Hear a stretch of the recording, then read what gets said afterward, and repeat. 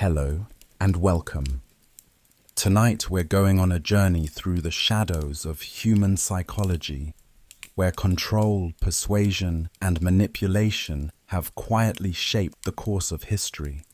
From ancient empires to modern regimes, from cults to secret experiments, we'll explore the darkest corners of influence and the quiet power of the human mind. So if you're ready to relax, get comfortable, and drift off to the quiet rhythm of these unsettling stories, make sure to subscribe and turn on notifications so you never miss another peaceful trip through the past. Now let's begin. Chapter 1. The Birth of Deception, Ancient Psychological Warfare. Long before the birth of modern science or psychology, long before names like Freud or Pavlov echoed through academic halls, there were kings and priests, generals and wanderers, who understood a simple and profound truth: the human mind is pliable. To bend a person's will, you don't always need a sword. You don't need walls or chains. Sometimes, a whispered word, a well-timed gesture, or a spectacle of divine power can carve deeper scars and greater obedience than any weapon ever could. In the cradle of civilization, Mesopotamia, the earliest records of manipulation appear not as laws or threats, but as myths. The Sumerians believed their kings were chosen by the gods, appointed in the heavens and sent down to rule. And so, etched into clay tablets, we find the Sumerian king list, a sequence of rulers who allegedly reigned for thousands of years. One man, Alulim, is said to have ruled for 28,800 years. These weren't attempts at historical accuracy. They were deliberate illusions, exaggeration on a mythic scale designed to instill awe. No one questions a ruler who walks with the gods. No one defies a king who has always existed and always will. This tactic, which would echo for millennia, was less about belief than obedience. By binding authority to the divine, early rulers made rebellion not only illegal, but unthinkable. Traveling west along the Nile, we find an even more refined version of this same principle. The Egyptian pharaohs weren't just chosen by gods. They were gods, manifestations of Ra, Horus, or Osiris, living embodiments of eternal forces.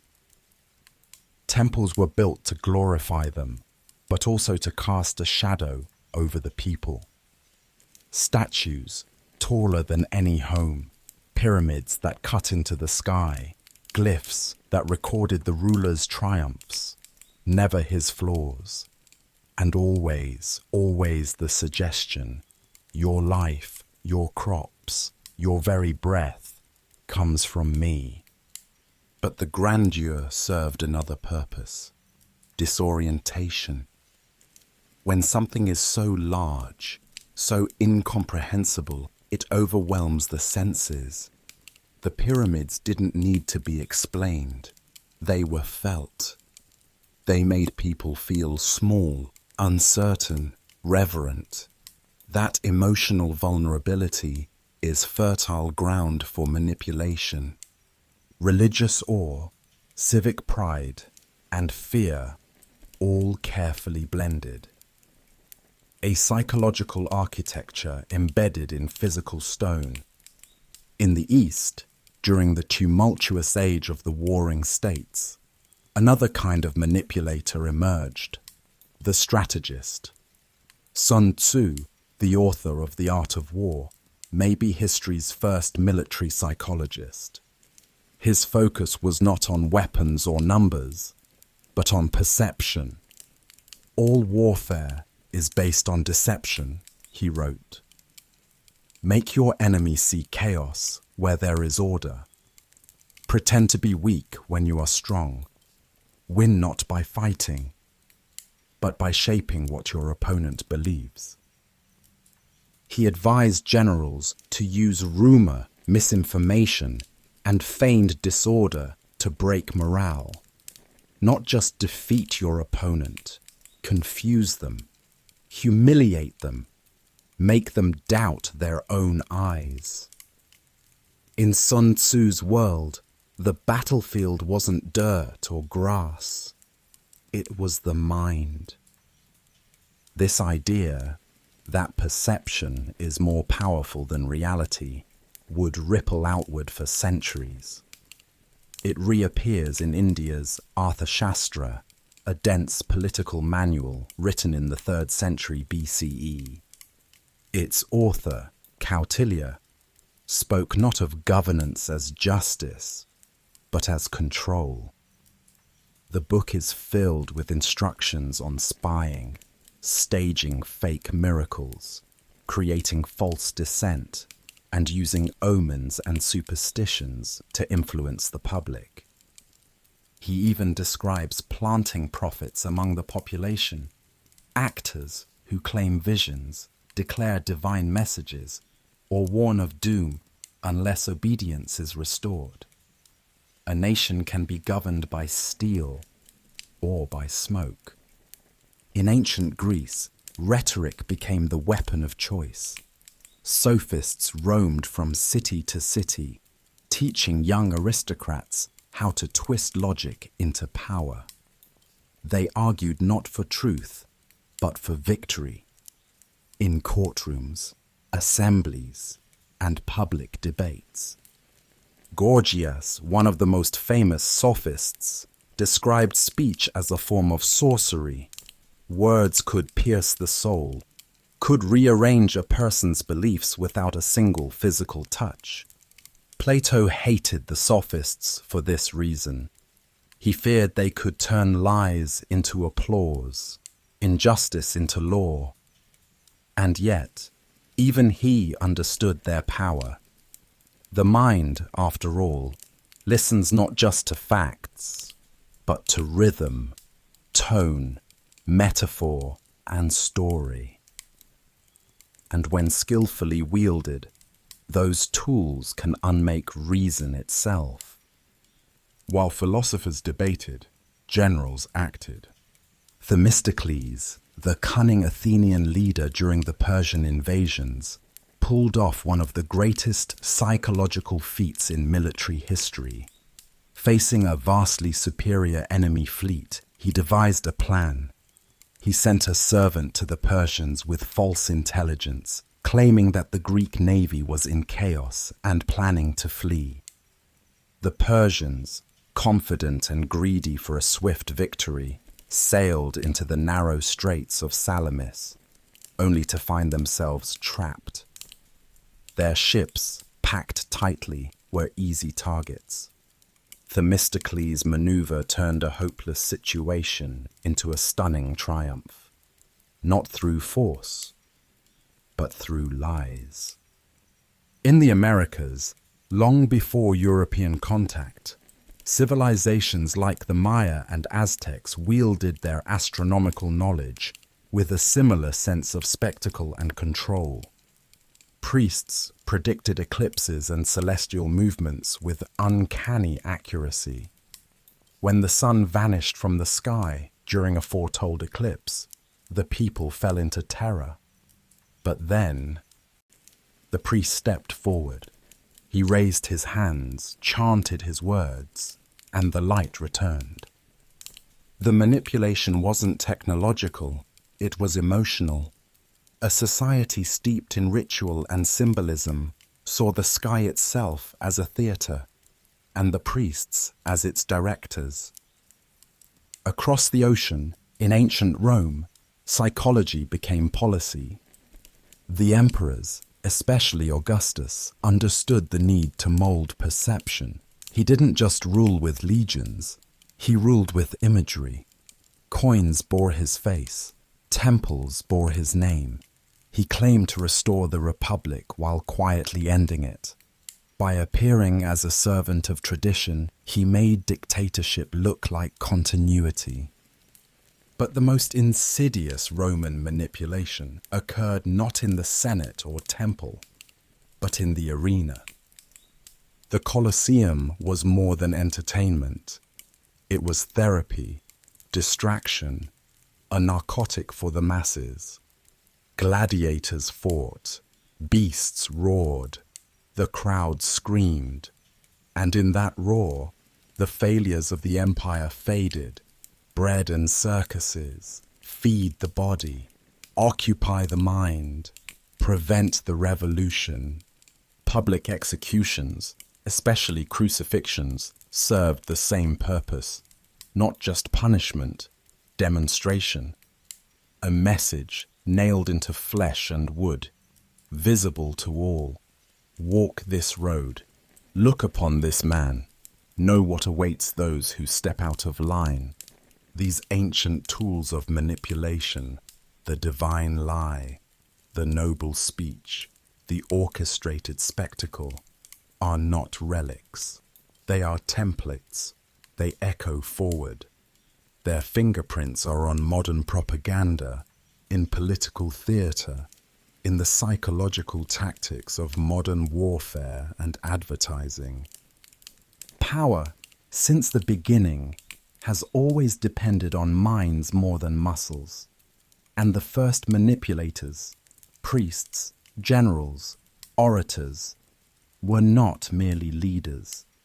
They were illusionists, architects of belief. And belief, as we'll see again and again, is the most dangerous weapon of all. Chapter 2. The Fear of God. Manipulation in the Age of Faith. When empires collapsed and classical cities fell into ruin, the ancient institutions of power fractured.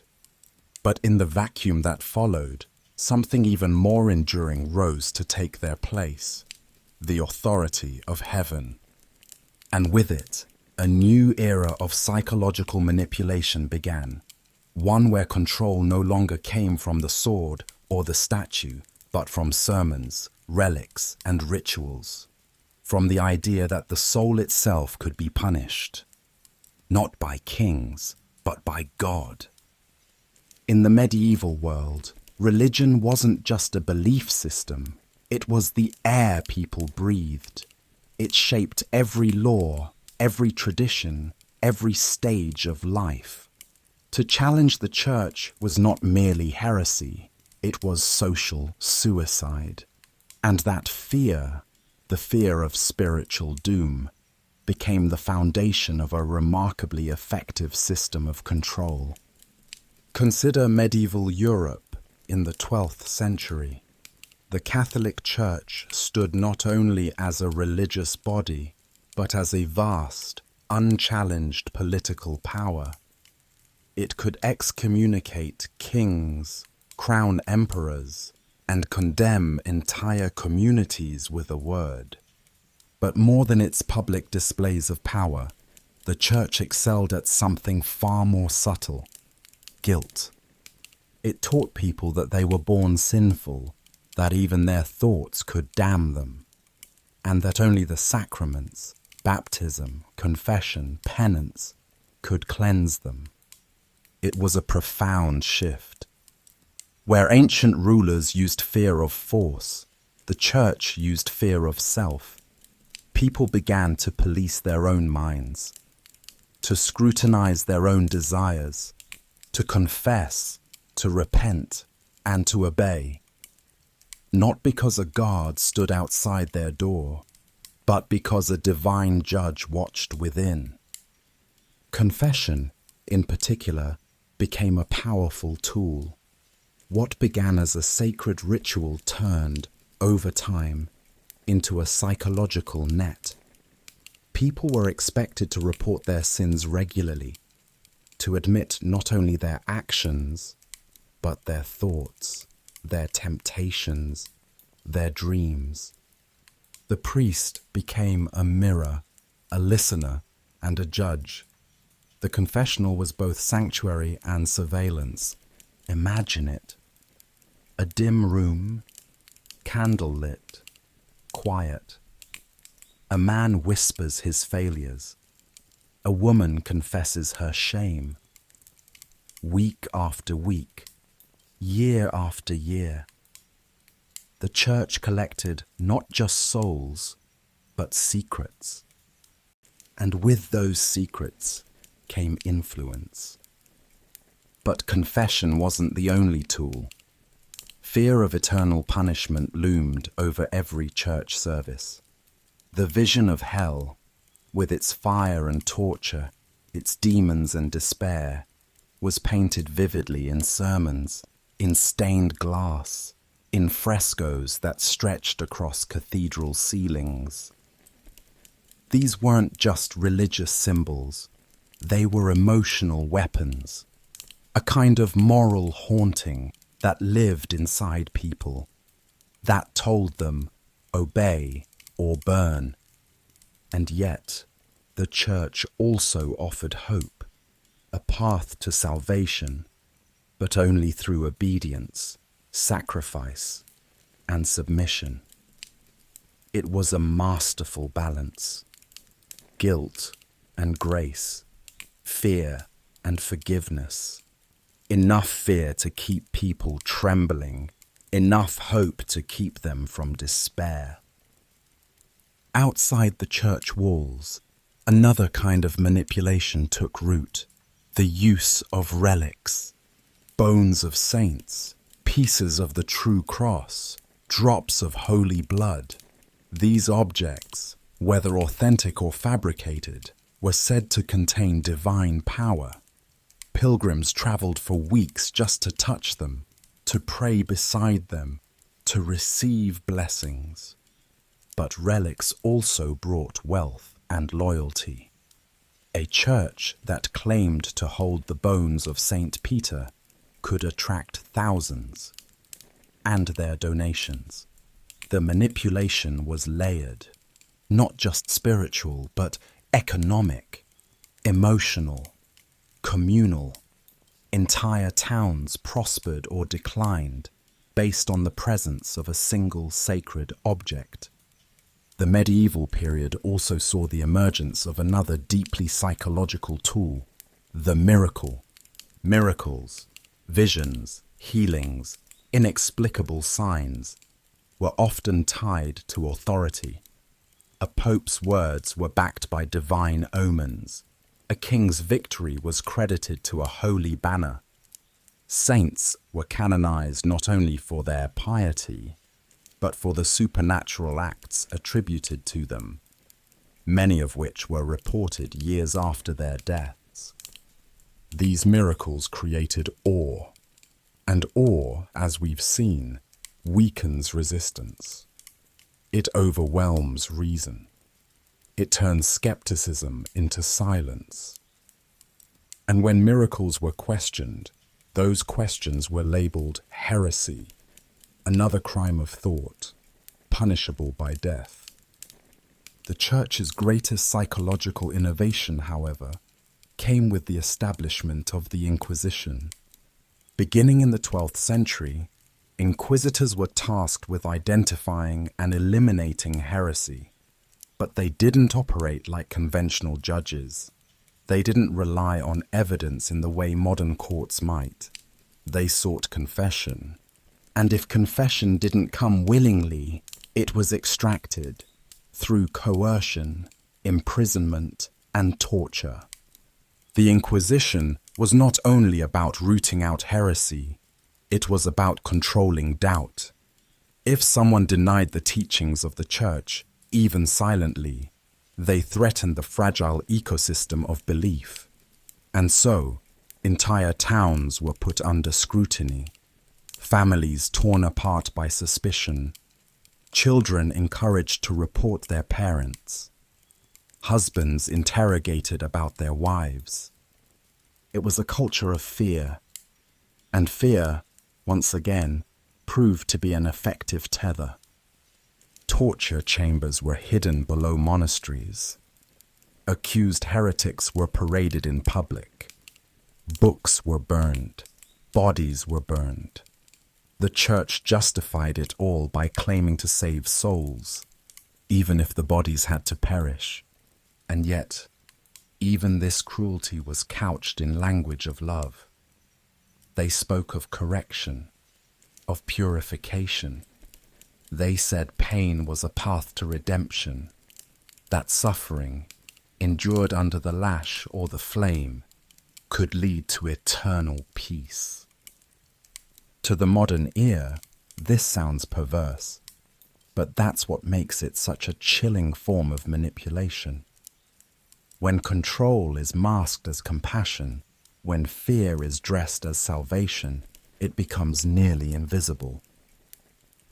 We see similar patterns in the Islamic caliphates of the Middle Ages, though often more intellectually tolerant than their Christian counterparts. Certain dynasties and sects used theology to silence dissent.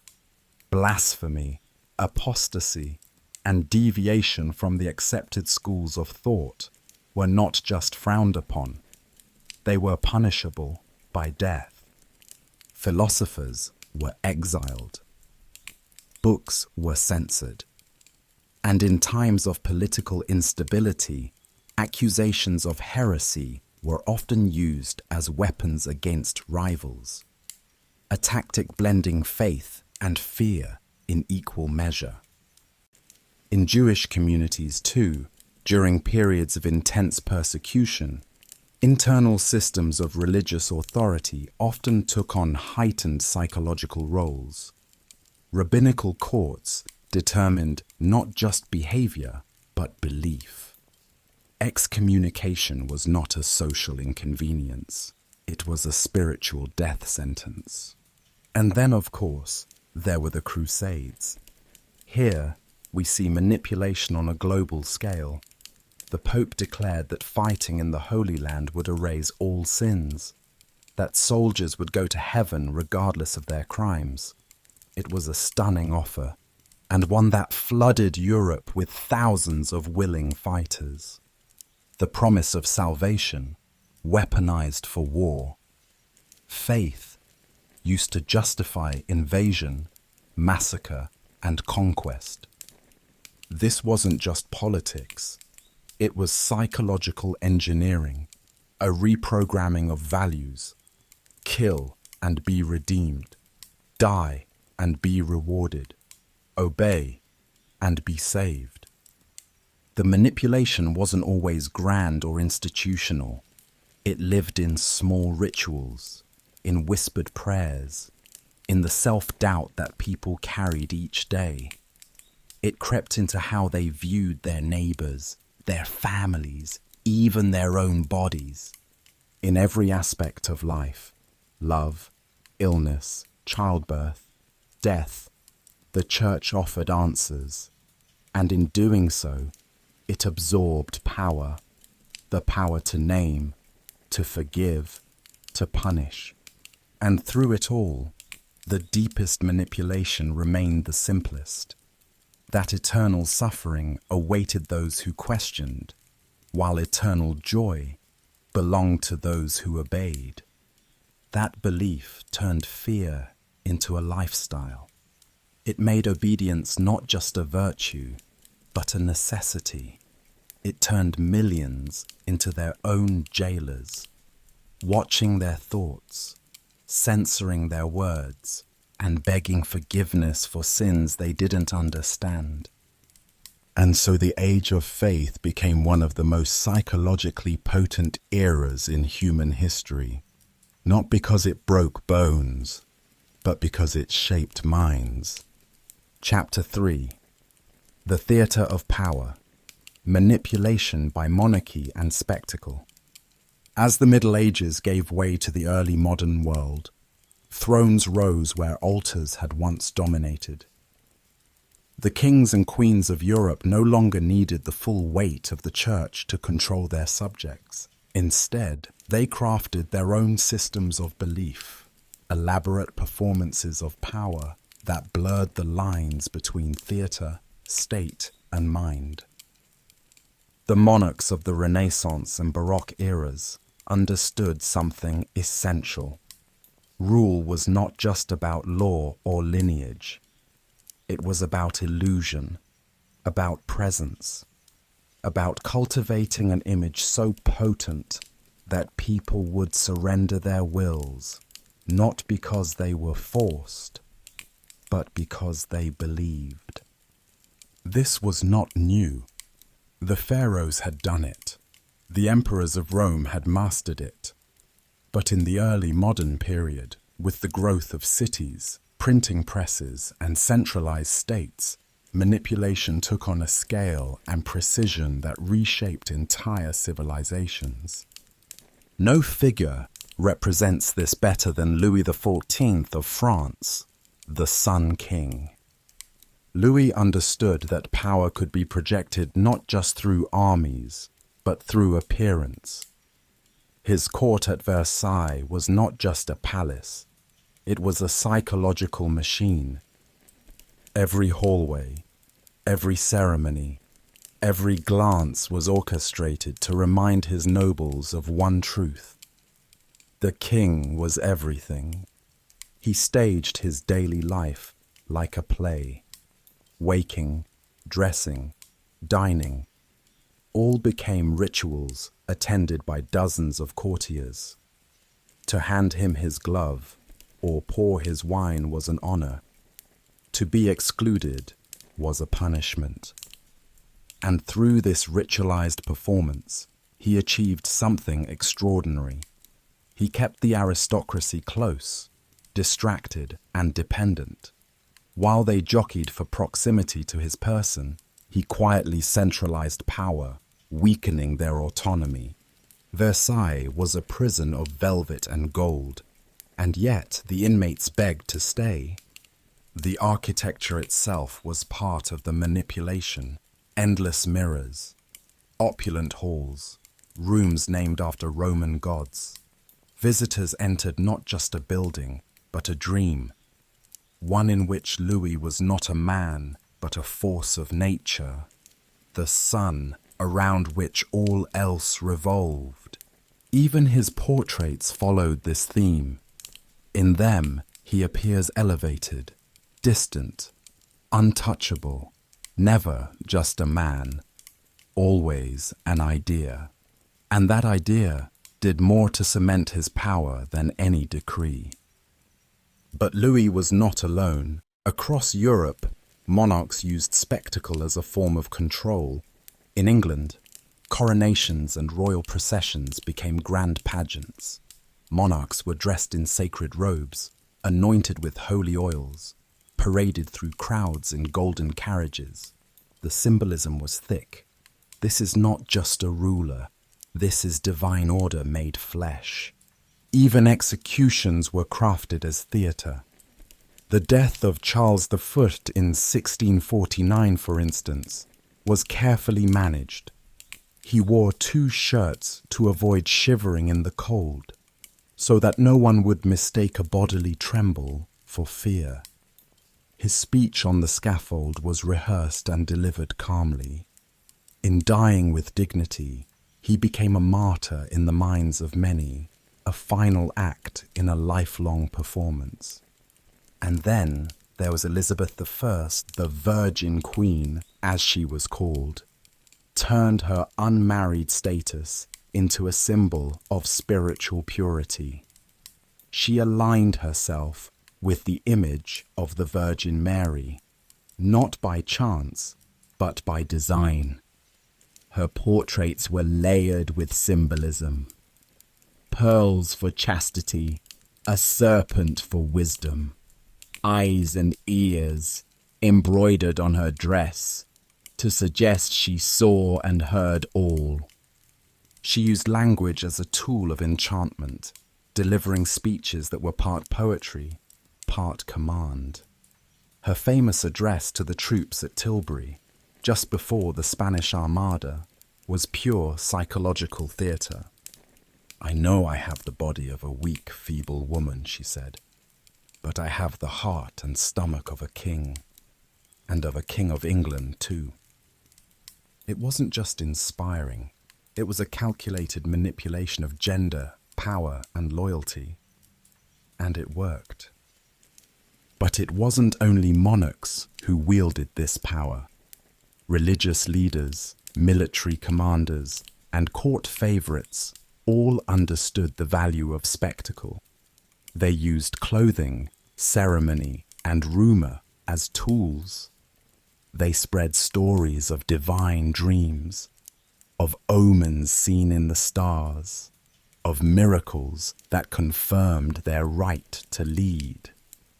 These stories, repeated in taverns and whispered in churches, became truth in the minds of the people.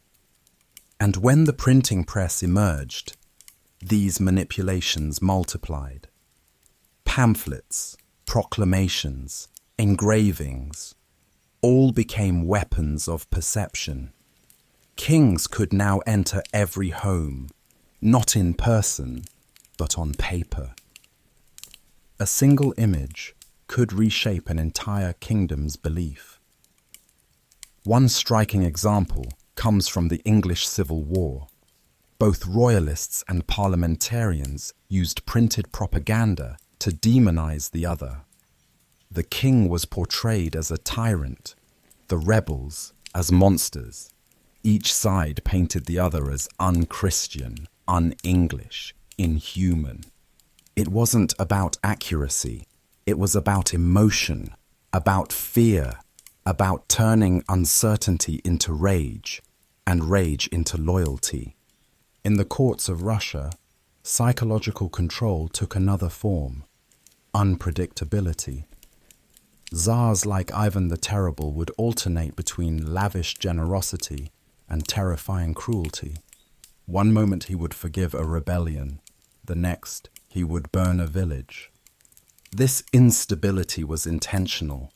It created an atmosphere of anxiety where no one knew what to expect. And in that uncertainty, people became pliable, eager to please, afraid to act without permission.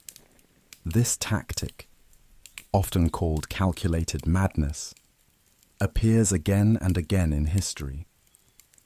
Rulers who seem unstable often wield more psychological power than those who are merely cruel, because fear of pain is sharp, but fear of chaos is deeper.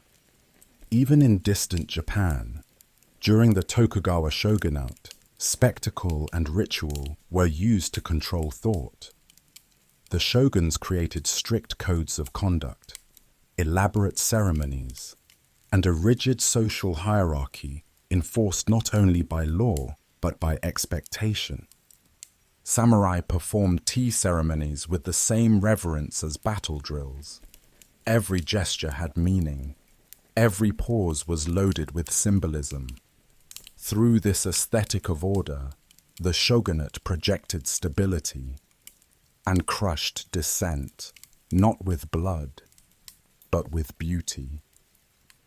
The manipulations of this era were rarely direct, rarely loud. Instead, they whispered, they shimmered, they dazzled. They made people believe that the world was exactly as it should be, and that questioning it was not only dangerous, but foolish. The monarchs and empires of the early modern world ruled not just with armies, but with atmospheres. They built worlds where obedience felt natural, where authority felt sacred, where submission felt beautiful. And those illusions, once internalized, became far harder to escape than any prison cell. Chapter 4: Cults of Control. The Psychology of Blind Devotion. There are moments in history where manipulation isn't hidden behind palaces or temples, but walks among ordinary people, quiet, smiling, welcoming. It promises truth, meaning, community, and in return, it asks for everything. This is the world of cults. Groups built not around ideas alone, but around people, around charismatic figures who use psychological techniques not just to influence, but to consume, to hollow out the self and replace it with devotion. Unlike kingdoms or churches, cults don't demand loyalty to an institution. They demand love for a person. And that love, unconditional, irrational, and absolute, becomes the gateway through which manipulation flows. At the heart of every cult is a leader, not necessarily intelligent, not necessarily educated, but almost always gifted in one thing: persuasion. These leaders speak with certainty. They offer clarity in a chaotic world. They create a sense of urgency, that the end is near, that salvation is close, that time is running out. And most importantly, they present themselves as the only path forward. To someone isolated, afraid, or searching, this can be intoxicating. Consider the story of Jim Jones, the charismatic preacher who led over 900 people to their deaths in the jungles of Guyana. In the 1950s and 60s, Jones founded the People's Temple, a progressive church that welcomed people of all races, fed the poor, and preached equality. But underneath the surface was something else: control. Jones didn't allow dissent. He staged fake miracles. He read his followers' letters, spied on their private lives, and used shame as a weapon. He created an environment where questioning him felt like questioning God, or worse, betraying the family they'd built together. Over time, isolation deepened. He moved his followers to a remote compound in South America. There, far from the outside world, he escalated his control. He staged fake attacks to keep people afraid. He punished doubt with sleep deprivation, public humiliation, and physical punishment. And when it all came to a head in 1978, with journalists investigating and defectors threatening his narrative, he told his followers it was time for revolutionary suicide. They drank the poison. What's most chilling about Jonestown is not the poison itself. It's that so many people took it willingly, that through months and years of subtle pressure, of isolation and groupthink, love turned into obedience, and obedience into death. But Jonestown is not unique. In Japan, the cult Aum Shinrikyo combined elements of Buddhism, Christianity, and science fiction. Its leader, Shoko Asahara, claimed to be Christ, Shiva, and the Lamb of God, all at once. He preached that the end of the world was coming and that only his followers would be saved. He encouraged members to cut ties with family, to donate all their wealth, to enter training, a regime of forced meditation, beatings, electric shocks, and gaslighting. Eventually, Asahara's paranoia turned to violence. In 1995, his followers released sarin gas in the Tokyo subway, killing 13 and injuring thousands. It was the deadliest domestic terror attack in Japan's modern history, carried out not by strangers, but by devoted believers. Cults don't begin with violence. They begin with belonging, with love bombing, a term psychologists use to describe the overwhelming affection and attention new recruits receive. You're amazing. We've been waiting for someone like you. You're finally home. This flood of acceptance fills emotional gaps. It creates dependence. And once someone is dependent, the manipulation begins. Leaders start to isolate followers from outsiders. friends, family, critics. They redefine language. Common words take on new meanings.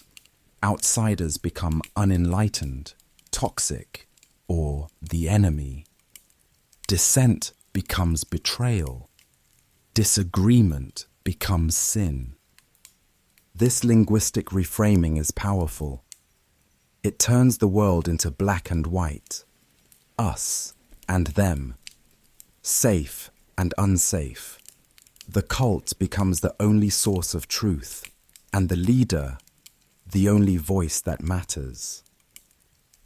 In North Korea, we find a state that has turned this cult-like model into a national ideology. From birth, citizens are taught that their leader, first Kim Il-sung, then Kim Jong-il, now Kim Jong-un, is a near-divine figure. Stories are told of miraculous births, supernatural strength, perfect wisdom. Portraits of the leader hang in every home.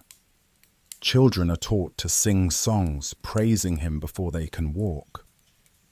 Dissent is not only punished, it's unthinkable. Even crying in the wrong way during a public mourning can bring suspicion. The regime uses isolation, censorship, and fear. But more importantly, it uses love.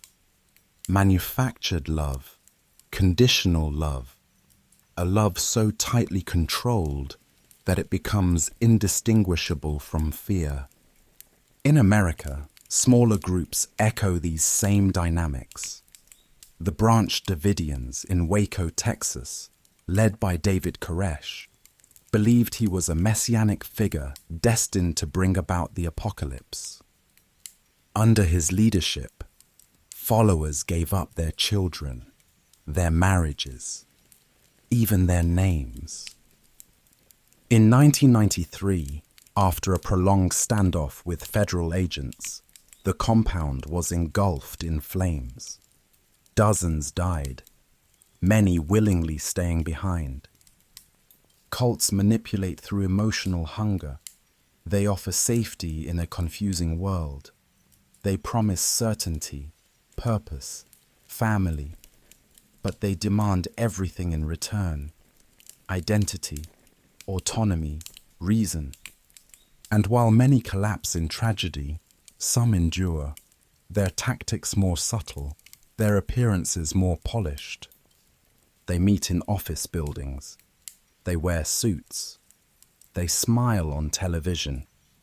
They promise self-improvement, spiritual awakening, or financial freedom. But underneath it all, the patterns remain. The love bombing, the isolation, the control of information, the worship of a central figure, the punishment of doubt. These are not just signs of danger. They are signs of something deeper, the human longing for meaning, and the terrifying ease with which that longing can be redirected. When people feel lost, they seek maps, and some maps lead not to freedom, but to cages built from hope. Chapter 5: Instruments of Fear, Interrogation, and the Psychology of Control. Not all manipulation is subtle. Not all control arrives dressed in ritual or cloaked in myth. Sometimes it enters a room with a locked door, a bare chair, and a single light overhead. This is the world of interrogation, where truth is not always the goal and fear is the primary tool. A world where the mind becomes the battlefield and the objective is simple: submission.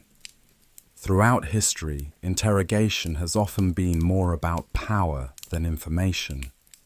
It has been used to extract confessions, to break resistance, to prove a point, even when the answers were already known. The ancient Chinese legal system employed early forms of psychological coercion. Suspects were brought before magistrates in ritualistic courtrooms, under strict codes of behavior and hierarchy. Silence could be interpreted as guilt, trembling as confession. The accused often found themselves caught in a game they didn't understand, governed by rules designed to make them lose. But the modern framework of interrogation, the one that still echoes in police stations and prison cells today, has its roots in the 20th century, particularly in wartime.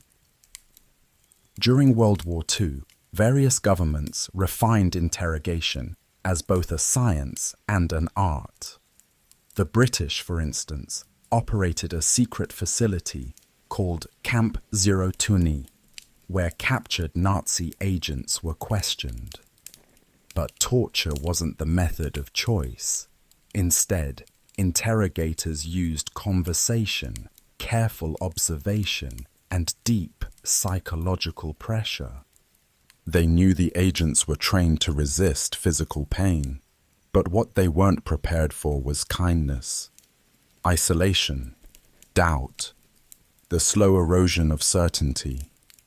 Prisoners were placed in cells designed to disorient, with bright lights, irregular meal times, no clocks, and no sense of control. Guards would speak casually, share bits of information, pretend to be sympathetic. Over days or weeks, this blend of comfort and confusion wore people down. In the United States, during the same period, similar techniques were being explored. But it was the Cold War that truly escalated the psychological approach to interrogation. As tensions rose between the US and the Soviet Union, both sides began to fear that the other had developed techniques to brainwash prisoners. This paranoia fueled decades of research into how minds could be bent or broken. The CIA's infamous MKUltra program, beginning in the 1950s, was one such effort. It sought to explore mind control through drugs, hypnosis, and sensory deprivation. The experiments were often conducted without consent. Subjects were drugged with LSD. Some were kept in isolation for days. Others were subjected to endless loops of recorded messages, repeated mantras designed to reshape thought. Most of these experiments failed, but the ideas they tested, that isolation weakens identity, that repetition rewires belief, that helplessness breeds compliance, remain at the heart of modern interrogation psychology.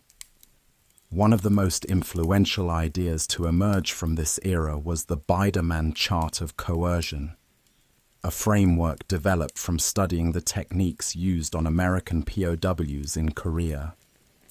It outlined the steps of psychological manipulation: isolation, monopolization of perception, induced debilitation, threats, occasional indulgences, demonstrating omnipotence, degradation, enforcing trivial demands.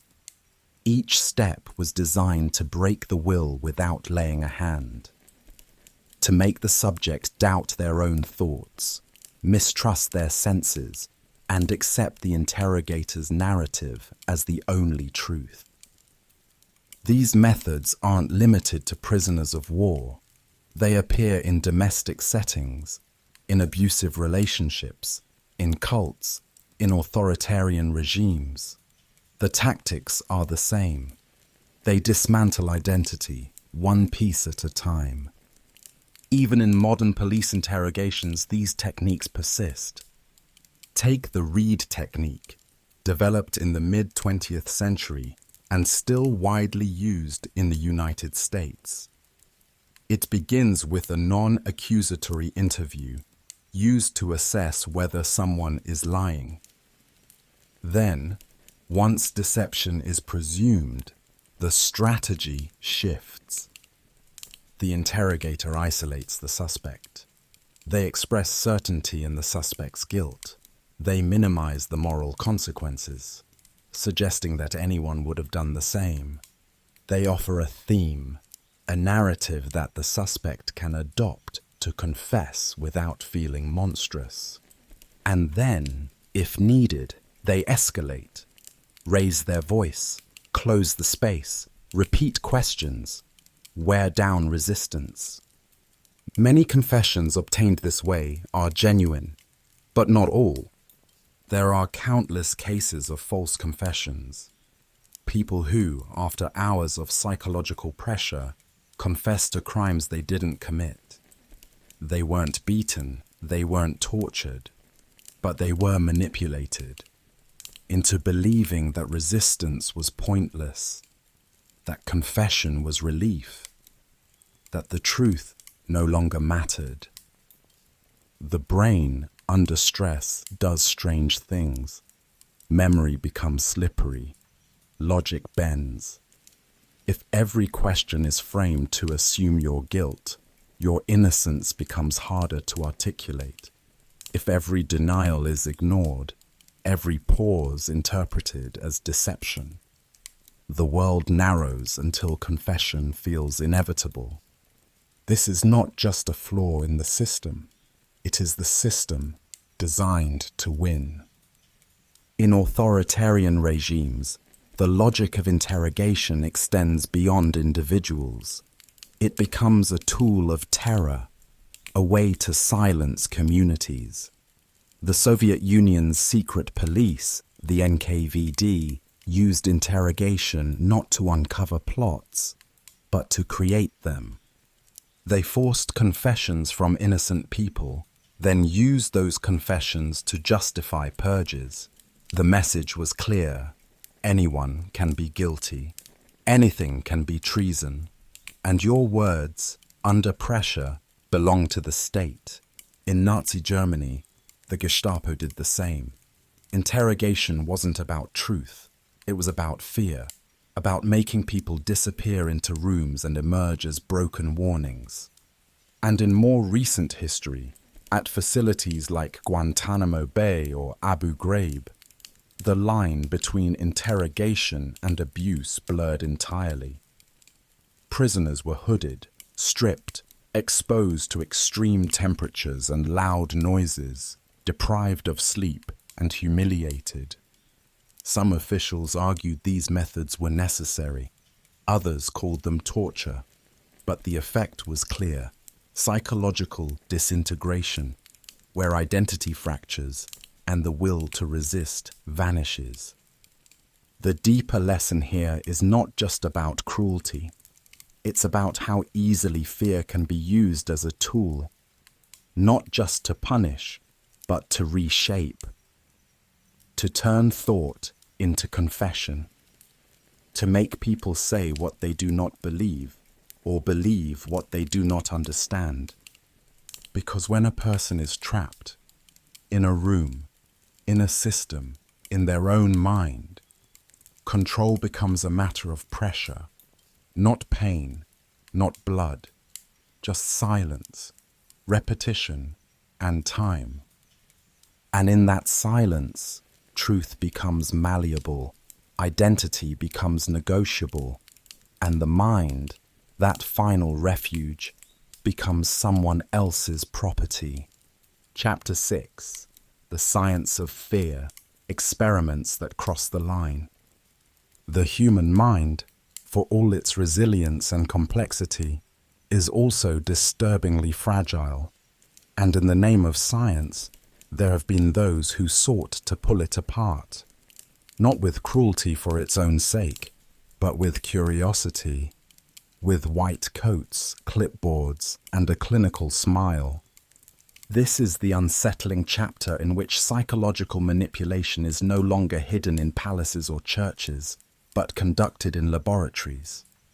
Here, fear becomes data, obedience becomes a variable, and people become subjects, often without understanding what's being done to them or what their reactions might cost.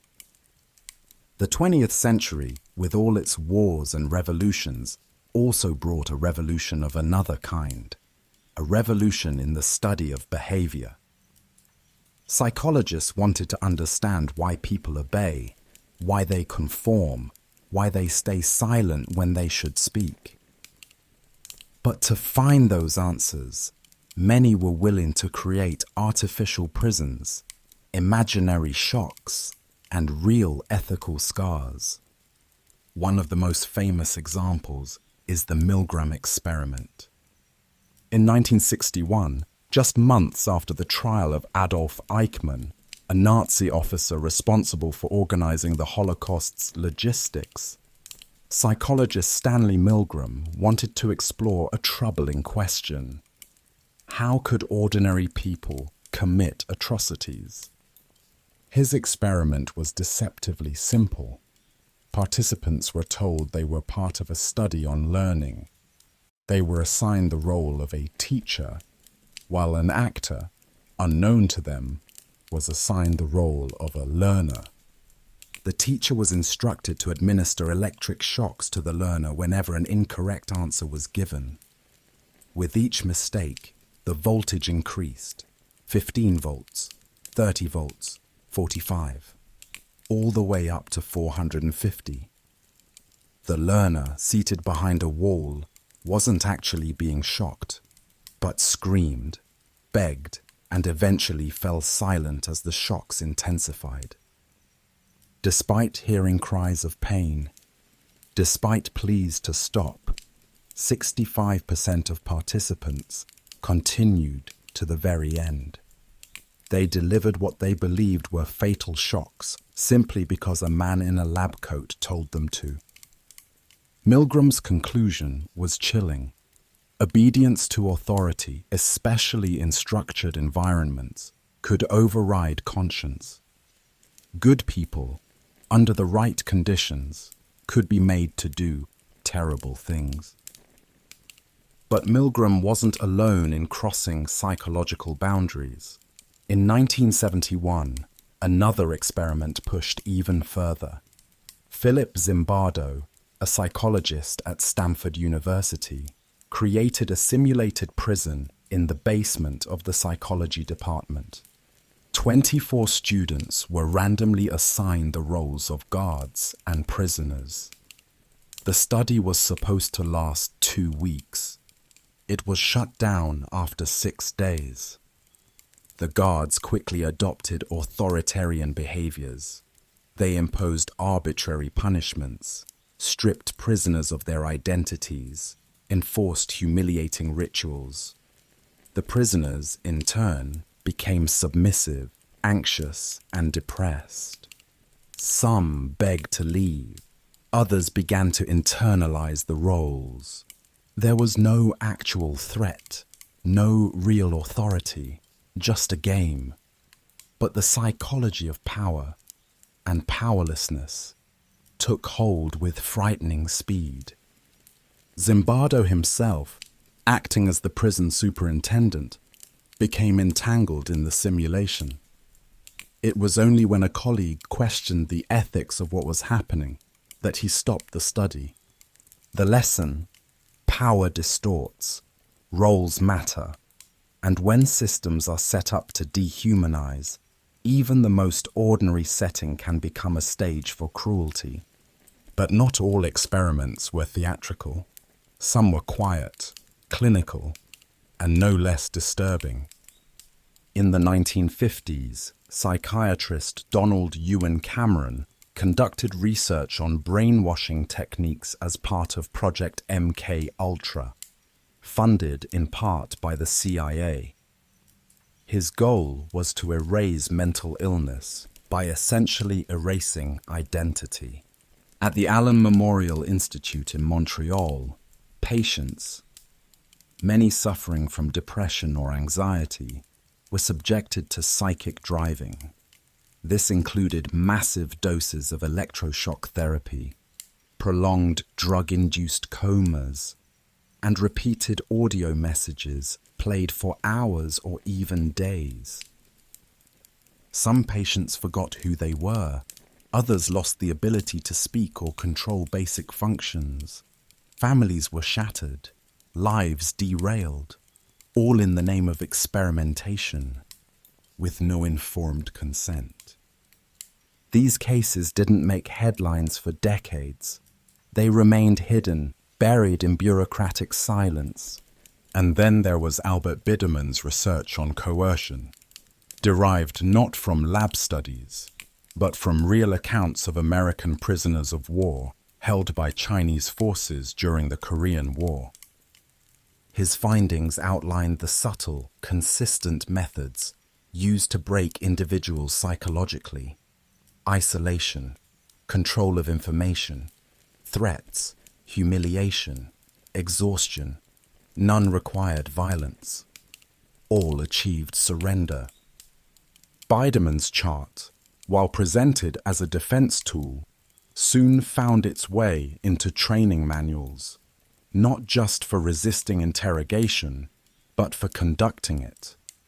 In these stories, a pattern emerges, one that runs through science, warfare, politics, and ideology.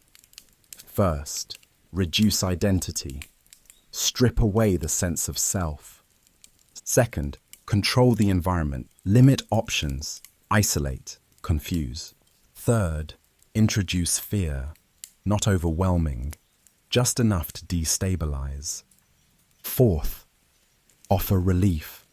A reward, a kindness, a moment of hope, tied to obedience. These steps do not require cruelty, only patience and knowledge. And while some experiments were condemned, others have quietly shaped policies, interrogation techniques, and behavioral models used in everything from advertising to political campaigns. What makes these cases so haunting is not just the suffering they caused, it's that they were born from curiosity, from a desire to understand human behavior, not to destroy it. But understanding without ethics becomes exploitation, and exploration without restraint becomes abuse. These experiments revealed truths about us, about our willingness to conform, to obey, to surrender. But they also asked uncomfortable questions. What would you do in that chair? How far would you go for approval? What part of you could be rewritten under pressure? And if the answer is unclear, that too is a truth worth knowing. Chapter 7. The Madness of Crowds. Mass hysteria and collective delusion. Most of the manipulations we've explored so far have come from above, from rulers, cult leaders, scientists, and systems. But sometimes manipulation rises from the ground. It begins not with a plan, but with a spark, and spreads like fire through crowds, through communities, through entire societies. This is the strange and unsettling domain of mass hysteria, when individuals lose themselves in the beliefs, fears, and frenzies of a group, when reason evaporates, when panic becomes contagious, and when the line between reality and imagination disappears entirely. It often starts small. In 1518, in the city of Strasbourg, a woman began to dance in the street. There was no music, no festival, just a sudden, uncontrollable urge to move. She danced for hours, then for days. Soon others joined her. Dozens of people, sometimes hundreds, danced in the streets until their feet bled. Some collapsed. A few reportedly died from exhaustion or heart failure. No one could explain why. The authorities, baffled, believed it to be a natural illness and hired musicians, hoping to cure it through rhythm, but the dancing continued. Historians now believe this bizarre event, known as the dancing plague, was not a disease of the body, but of the mind. A form of mass psychogenic illness triggered by stress, fear, and the power of suggestion. Strasbourg, like much of Europe, was suffering. Famine, disease, and political turmoil had strained the population. In such environments, the mind becomes vulnerable. Reality blurs. And when one person loses control, others may follow, not because they are weak, but because they are human. This was not an isolated incident. In the Middle Ages, groups of people were periodically seized by strange behaviors: convulsions, meowing, barking, screaming. In one French convent, nuns began biting each other and couldn't stop. In another, a woman claimed to be possessed by the devil, and the rest of the nuns followed suit, writhing, cursing, confessing sins they may not have committed. These outbreaks were usually framed as demonic possession, but beneath the theology lay something simpler: anxiety, isolation, and the potent influence of a group. Mass hysteria isn't limited to the distant past. In the 20th century, entire schools and towns have experienced sudden outbreaks of fainting, nausea, or bizarre behavior with no detectable cause. One famous case occurred in 1962 in Tanganyika, now part of Tanzania. It began with a few students at a mission-run school laughing uncontrollably. The laughter spread to dozens of others, then to nearby schools, then to villages. People laughed for hours or days, unable to stop. Some experienced pain, anxiety, or difficulty breathing.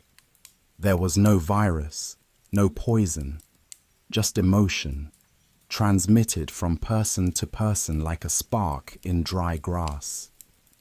The human nervous system is wired for imitation. We mirror each other's facial expressions, yawns, postures. But under stress, this mimicry can become dangerous. It can override judgment. And when the environment is charged with fear, uncertainty, or belief, group behavior becomes unpredictable. Perhaps the most infamous example of mass hysteria in Western history is the Salem witch trials. In 1692, in the small Puritan settlement of Salem, Massachusetts, a group of young girls began to exhibit strange symptoms: twitching, contorting, speaking in tongues. They claimed they were being tormented by witches. The accusations spread like wildfire. Dozens were arrested. 19 were executed. And all because the community, already steeped in fear and religious extremism, chose belief over doubt. Historians now believe the girls' symptoms were likely caused by a mix of social pressure, trauma, and perhaps even fungal poisoning. But the deeper cause was cultural, a society primed for panic, ready to see evil in its neighbors, and trained to obey authority without question. Mass hysteria reveals something unsettling about the human mind, that reality is often negotiated, not fixed. When enough people believe something, it begins to feel true, even when evidence is absent, even when reason protests. In the 1980s and 90s, the United States experienced a wave of what's now called the satanic panic. Families, therapists, and police departments became convinced that secret satanic cults were abusing children across the country. Books were published, talk shows fanned the flames. Children, often under pressure or hypnosis, made shocking claims of rituals, sacrifices, conspiracies. Dozens of innocent people were arrested. Some spent years in prison, but no cults were ever found, no evidence ever emerged, and slowly, painfully, the truth became clear. It had all been a delusion, a national hysteria fueled by fear, sensationalism, and flawed memory. Why does this happen? Psychologists point to several causes. Stress and anxiety lower our ability to think critically. Authority figures, teachers, doctors, police, can unintentionally create narratives that others follow. Social isolation intensifies belief systems, and in groups, individuals often suppress doubt in order to belong. This is known as pluralistic ignorance. Each person privately doubts, but assumes everyone else believes, so they stay silent, and the silence is misread as agreement. The result is a kind of feedback loop, a self-fulfilling prophecy. One scream becomes a chorus, one delusion becomes a doctrine. We are social creatures, and in the right or wrong conditions, belief spreads faster than truth. Fear travels faster than fact. And sometimes, the mind chooses harmony over honesty, illusion over isolation. Mass hysteria is not a failure of intelligence. It is a failure of context, of critical thought, of stability. And above all, it is a reminder that reality, for all its solidity, is sometimes only as strong as the story we tell ourselves. Chapter 8: Behind Closed Doors, Gaslighting and the War on Reality. Not all manipulation plays out on stages or in crowds. Some of it happens in the quietest places: a bedroom, a dinner table, a whispered conversation.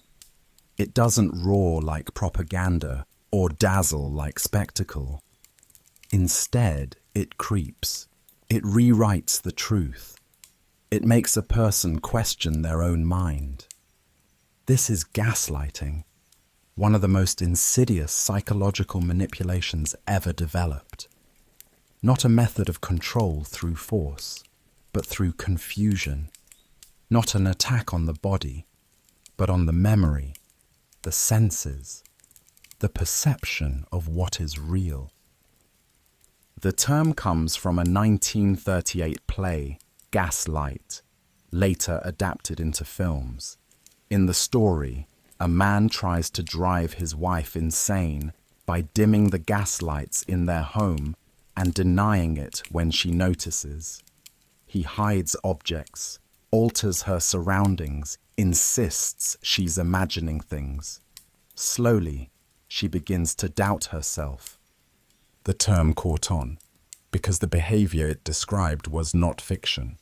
Gaslighting is a form of psychological abuse that seeks to make a person doubt their own experience. And over time, it can dismantle confidence, identity, even sanity. It often begins subtly. A partner misremembers a conversation and insists you're wrong. A parent denies something you know happened and calls you sensitive. A boss insists you agreed to something, even though you never did. At first, it seems like miscommunication, but it keeps happening. Patterns form. You start to question your memory. You apologize more. You rely on the gaslighter to tell you what's real, and that's the goal: dependency.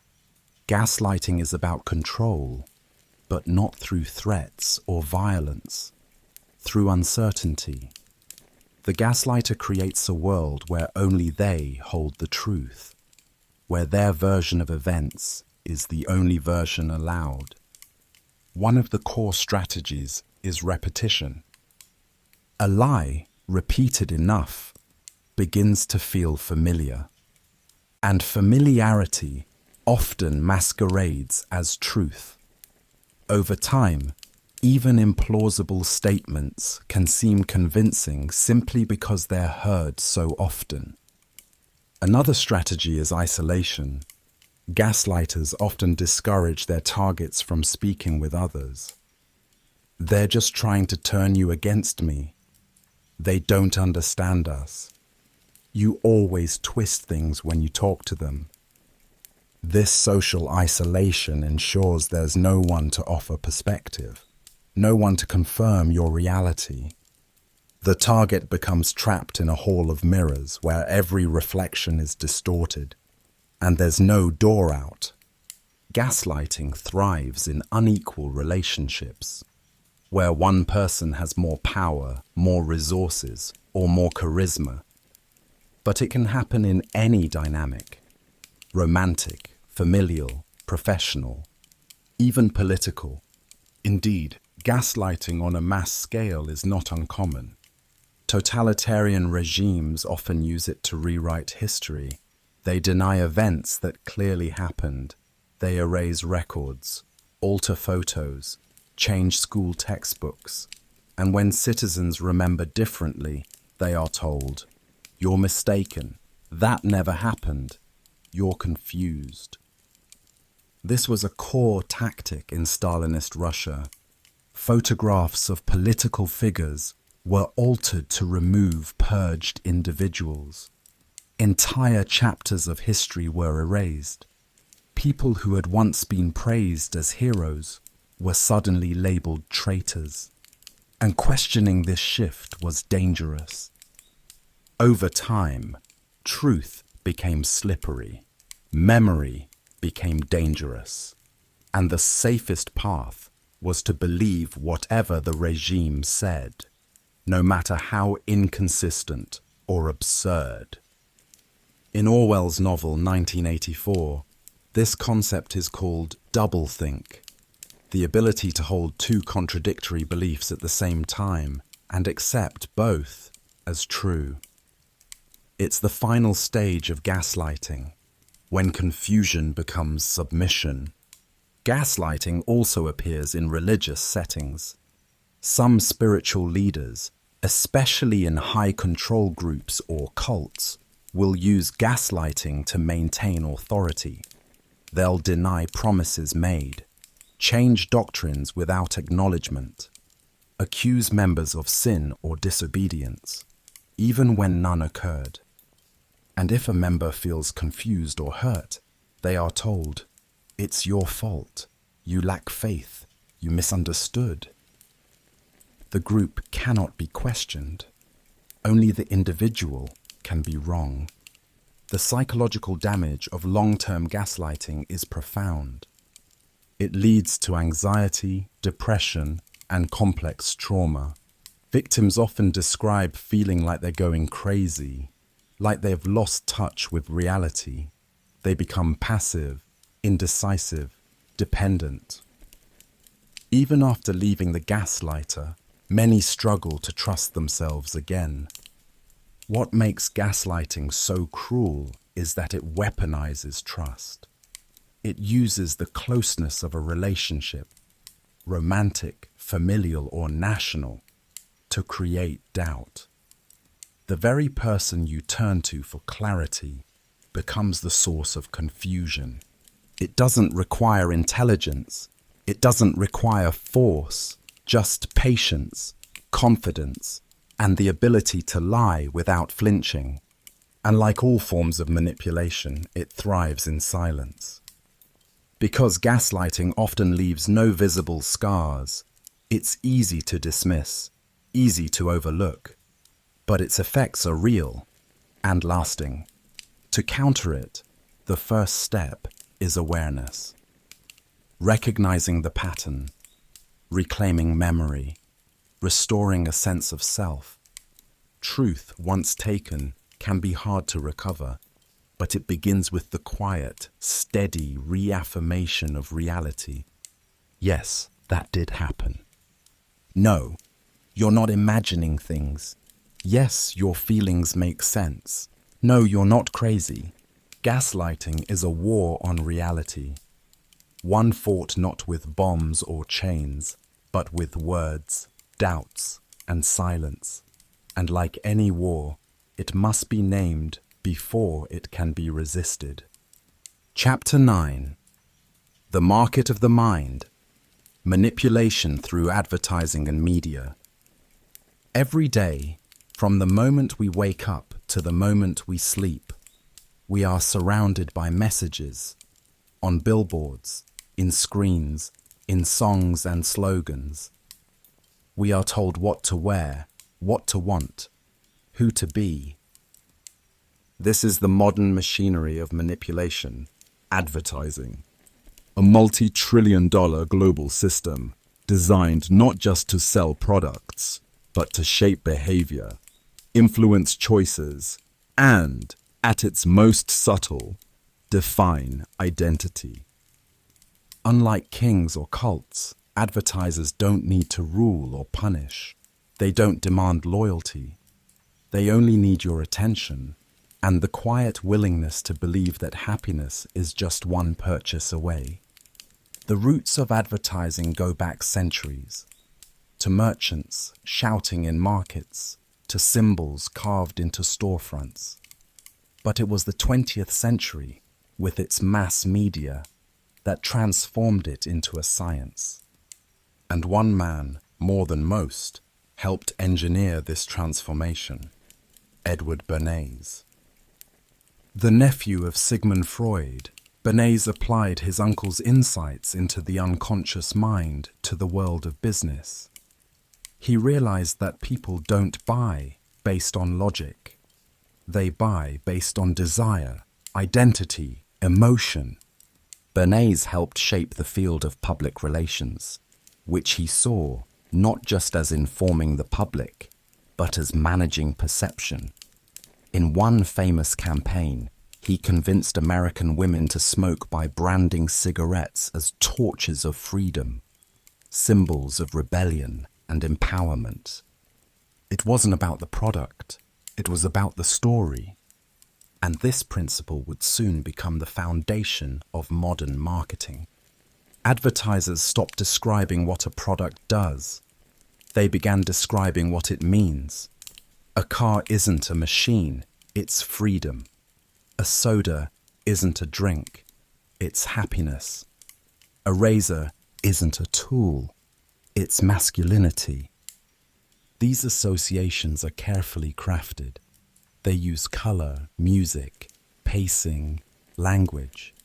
They feature actors who look like you, or who you want to be, and they repeat again and again until the product is no longer separate from the feeling.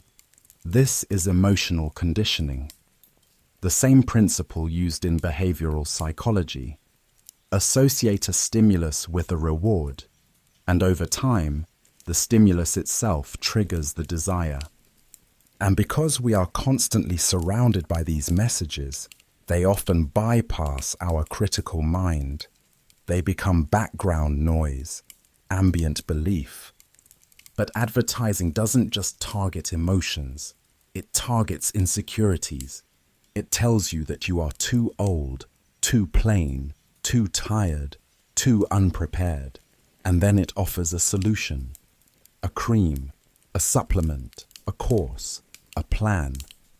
It creates the problem, then sells the cure. This is especially evident in the beauty industry, where standards are not just promoted, they are manufactured. Photoshop, filters, carefully chosen models, all create an illusion of perfection that no one actually lives. But consumers compare themselves to it anyway.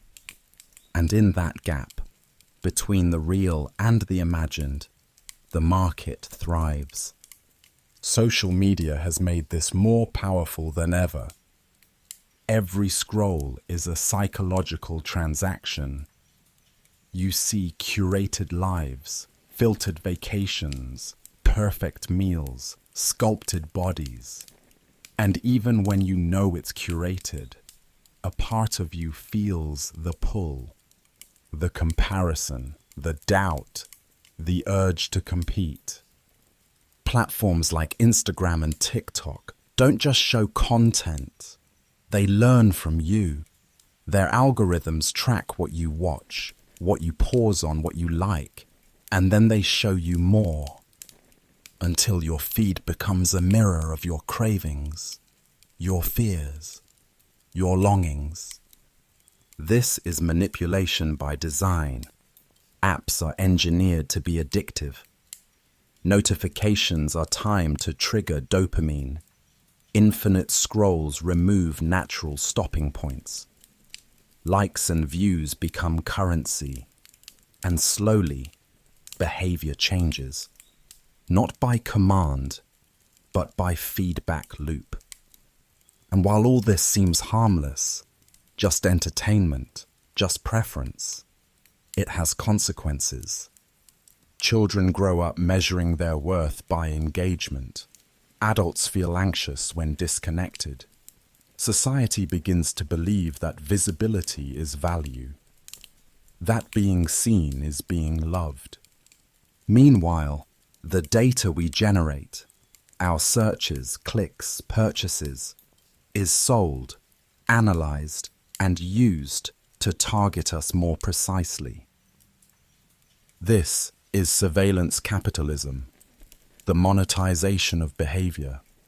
And it means that the ads we see aren't random. They are designed for you, your habits, your fears, your desires. Even political campaigns now use advertising principles, micro-targeted messages, emotionally charged content, messages framed not to inform, but to provoke. And when news outlets chase clicks, when headlines are optimized for outrage, when information becomes entertainment, the line between truth and manipulation grows thin. We begin to live in echo chambers, seeing only what we agree with, hearing only what flatters us. And in those chambers, belief hardens, doubt weakens, and manipulation deepens. But the most powerful form of media manipulation is not persuasion, it's distraction. Flood the world with noise, and people stop listening. Overload them with stimuli, and they stop noticing. Make the meaningless feel urgent, and the urgent feel boring. And in that daze, control is easier. The marketplace of ideas becomes a carnival. Truth becomes branding, identity becomes consumption, and we, the consumers, are left not just buying products, but buying narratives, buying meaning, buying the illusion that we are free, while our desires are quietly shaped by unseen hands. Chapter 10: Hidden Hands. Psychological Manipulation in the Modern Age. In the past, manipulation came from pulpits, thrones, prisons, and laboratories. Today, it comes from everywhere, quietly, invisibly, algorithmically.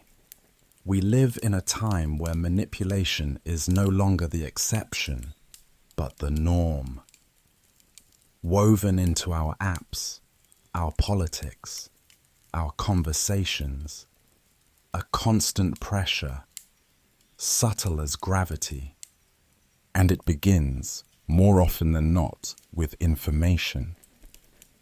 In the digital age, data is power. Every search, every scroll, every message leaves a trace. These traces form patterns. Patterns become profiles, and those profiles can be used to sell, to sway, to silence. This is not conspiracy, it is business. Billions of dollars are spent each year to understand not what people say they want, but what they actually respond to. What makes them hesitate? What makes them act? What makes them feel? Social media platforms are not neutral. They are machines of persuasion. They are designed to keep you watching, clicking, reacting, because attention is monetizable. And the most efficient way to get your attention is not with joy or peace. It's with fear, anger, envy, outrage. Emotion spreads faster than logic. Misinformation spreads faster than fact. And the result is a population constantly agitated, constantly reactive, constantly uncertain. Psychological manipulation today does not always have a face. It does not require a tyrant or a cult leader. It emerges from systems designed to optimize engagement, maximize profit, or engineer compliance. Consider nudging, a technique used in behavioral economics. Rather than force people to make a decision, nudging changes the environment in which the decision is made. A default setting, a color choice, a slight delay, a menu layout.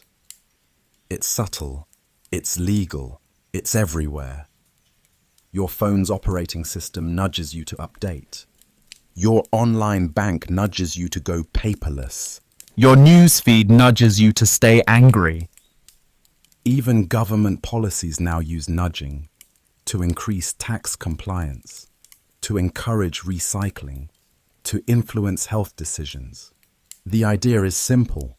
People are irrational. But if you can shape the context of their decisions, you can shape the outcome without them noticing. This might seem harmless, even helpful, but the line between helpful suggestion and silent coercion is thin. And when used without transparency, nudging becomes manipulation. We also see manipulation in the language of institutions. Governments rename war as intervention. Torture becomes enhanced interrogation. Civilians become collateral damage. These euphemisms are not accidental. They are designed to soften, to blur, to distance. When words are distorted, reality follows. Psychological operations, or PSYOPs, have long been used by militaries to demoralize enemies, sway populations, and influence outcomes. Leaflets drop from planes, fake radio broadcasts, deepfake videos. But in the age of the internet, PSYOPs have gone digital. Bot farms flood social media with coordinated messages. Troll accounts amplify division. Fake news stories sow confusion. The battlefield is no longer a physical space. It is the mind. And the objective is no longer victory, but chaos. Because in chaos, manipulation thrives. The more fragmented a society becomes, the easier it is to guide. Not toward a goal, not toward unity, but simply toward exhaustion. People who are overwhelmed stop questioning. People who are anxious seek comfort. People who are isolated look for tribes. And in those moments of vulnerability, influence slides in. Smooth, silent, familiar. Even the self-help industry, with its promise of transformation, can become a tool of manipulation. It tells you that all problems are internal, that suffering is a mindset, that success is just a matter of trying harder. And while these messages can empower, they can also isolate. They can convince people to blame themselves for systemic issues, to chase happiness as a product, to feel ashamed for struggling. Manipulation in the modern age is often invisible, not because it's hidden, but because it's everywhere. Normalized, branded, automated. The tools have changed, but the goals remain. Control, compliance, conversion. What can be done? Awareness is the first defense, recognizing the patterns, asking who benefits from a message, questioning not just what is being said, but how and why. Critical thinking is not cynicism, it's curiosity, armed with caution. Community helps. Isolation makes manipulation easier. Dialogue, empathy, connection. These are antidotes to division. And finally, humility, because every one of us is vulnerable to influence, to suggestion, to the quiet seduction of certainty. The mind is powerful, but it is not perfect. And knowing that, remembering that, may be the first step toward reclaiming it.